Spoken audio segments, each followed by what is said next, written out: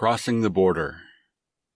Traversing the Alaska-Canadian Highway at least 7 times a year to bring repossessed cars back to the 49th state was Phil Clancy's secondary job, but the one that paid the best. His primary occupation was that of a missionary to the Gwich'in Indians in Fort Yukon. Without wasting time in hotels or motels along the way, Clancy made the trip with few rest stops or breaks.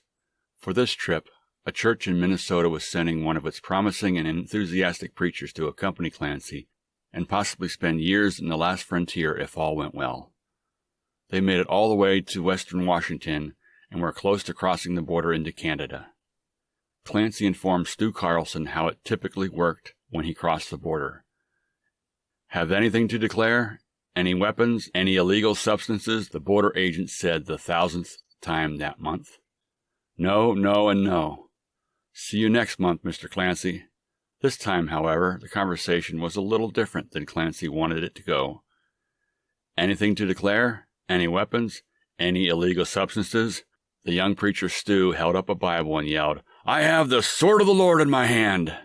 Out came the weaponry, and then began the 4-hour bumper-to-bumper search of Clancy's 2-year-old Lexus he was couriering.